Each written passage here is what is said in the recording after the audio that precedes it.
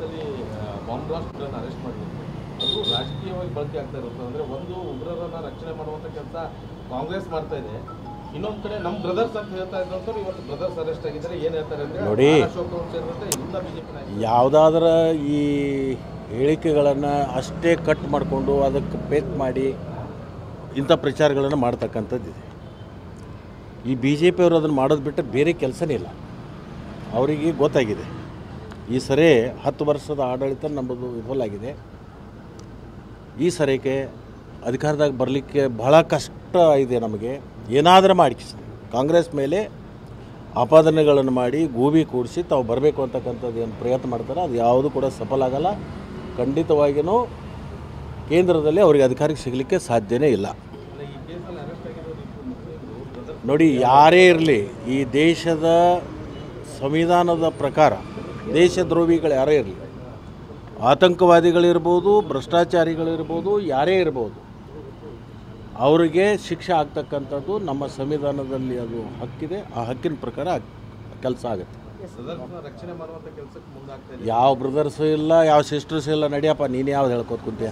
Star campaign ಅಂತ ತಿಳ್ಕೊಂಡು ಪಕ್ಷದ ವರಿಷ್ಠರು ತೀರ್ಮಾನ ಆದಮೇಲೆ ಎಲ್ಲೆಲ್ಲಿ ನಮಗೆ ಬೆಂಬಲಿಗರಿದ್ದಾರೆ, ಎಲ್ಲೆಲ್ಲಿ ನಮ್ಮ ಮಾತಿಗೆ ಮನ್ನಣೆ ಸಿಗುತ್ತೆ, ಆ ಎಲ್ಲ ಕ್ಷೇತ್ರಕ್ಕೆ ಹೋಗ್ತೀನಿ. ನಾನು ಬೀದರ್ ಹೋಗ್ತೀನಿ, ಗುಲ್ಬರ್ಗಕ್ಕೆ ಬಂದೀನಿ, ಬೆಳಗಾವದಲ್ಲಿ ಇರ್ತೀನಿ, ಚಿಕ್ಕೋಡಿಯಲ್ಲಿ ಇರ್ತೀನಿ, ಬಿಜಾಪುರ ಇರ್ತೀನಿ, ಬಾಗಲಕೋಟೆ ಇರ್ತೀನಿ, ರಾಯಚೂರು ಹೋಗ್ತೀನಿ, ಬಳ್ಳಾರಿ ಹೋಗ್ತೀನಿ, ಧಾರವಾಡಕ್ಕಿನಿ, ಹಾವೇರಿನೂ ಹೋಗ್ತೀನಿ. ಮುಂದೆ ಎಲ್ಲ ಕಡೆನೂ ಪ್ರಚಾರ ಮಾಡ್ತೀನಿ. ನಮ್ಮ ಪಕ್ಷದ ವರಿಷ್ಠ ಏನು ತೀರ್ಮಾನ ತೊಗೊಂಡಿದ್ದಾರೆ, 20ಕ್ಕಾದರೂ ನಾವು ಮುಟ್ಟಬೇಕು ಅಂತೇಳಿ 20ಕ್ಕೆ ನಾವು ಹೋಗಿ ಮುಟ್ಟಲಿಕ್ಕೆ ನಮ್ಮ ಎಲ್ಲ ಪ್ರಯಾಸವನ್ನು ಹಾಕ್ತೀವಿ. ಒಕ್ಕಟ್ಟಿನಿಂದ ಒಂದಾಗಿ ನಾವು ಕೆಲಸ ಮಾಡಿ 20 ಸೀಟನ್ನು ನಾವು ಗೆಲ್ಲಿಸ್ತೇವೆ ಅಂತ ಪ್ರಯತ್ನ ಮಾಡ್ತೀವಿ. ಕೇಸಲ್ಲಿ ಬಾಂಬ್ ಬ್ಲಾಸ್ಟ್ಗಳನ್ನು ಅರೆಸ್ಟ್ ಮಾಡಿದ್ರು. ಅದು ರಾಜಕೀಯವಾಗಿ ಬಳಕೆ ಆಗ್ತಾ ಇರುತ್ತೆ. ಅಂದರೆ ಒಂದು ಉಗ್ರರನ್ನ ರಕ್ಷಣೆ ಮಾಡುವಂಥ ಕೆಲಸ ಕಾಂಗ್ರೆಸ್ ಮಾಡ್ತಾ ಇದೆ, ಇನ್ನೊಂದು ಕಡೆ ನಮ್ಮ ಬ್ರದರ್ಸ್ ಅಂತ ಹೇಳ್ತಾರೆ.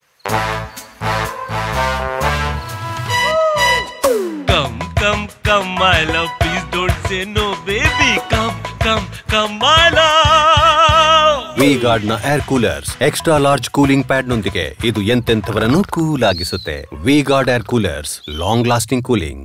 ಇವತ್ತು ಬ್ರದರ್ಸ್ ಅರೆಸ್ಟ್ ಆಗಿದ್ದಾರೆ. ಏನು ಹೇಳ್ತಾರೆ ಅಂದರೆ ನೋಡಿ, ಅಶೋಕ್ ಅವ್ರು ಸೇರಿದಂತೆ ಎಲ್ಲ ಬಿಜೆಪಿ ನಾಯಕರು ಯಾವುದಾದ್ರೂ ಈ ಹೇಳಿಕೆಗಳನ್ನು ಅಷ್ಟೇ ಕಟ್ ಮಾಡಿಕೊಂಡು ಅದಕ್ಕೆ ಪೇಕ್ ಮಾಡಿ ಇಂಥ ಪ್ರಚಾರಗಳನ್ನು ಮಾಡ್ತಕ್ಕಂಥದ್ದಿದೆ. ಈ ಬಿ ಜೆ ಪಿಯವರು ಅದನ್ನು ಮಾಡೋದು ಬಿಟ್ಟರೆ ಬೇರೆ ಕೆಲಸನೇ ಇಲ್ಲ. ಅವರಿಗೆ ಗೊತ್ತಾಗಿದೆ ಈ ಸರಿ 10 ವರ್ಷದ ಆಡಳಿತ ನಮ್ಮದು ವಿಫಲ ಆಗಿದೆ. ಈ ಸರಿಗೆ ಅಧಿಕಾರದಾಗ ಬರಲಿಕ್ಕೆ ಬಹಳ ಕಷ್ಟ ಇದೆ. ನಮಗೆ ಏನಾದರೂ ಮಾಡಿ ಕಾಂಗ್ರೆಸ್ ಮೇಲೆ ಆಪಾದನೆಗಳನ್ನು ಮಾಡಿ ಗೂಬಿ ಕೂಡಿಸಿ ತಾವು ಬರಬೇಕು ಅಂತಕ್ಕಂಥದ್ದು ಏನು ಪ್ರಯತ್ನ ಮಾಡ್ತಾರೆ, ಅದು ಯಾವುದೂ ಕೂಡ ಸಫಲ ಆಗಲ್ಲ.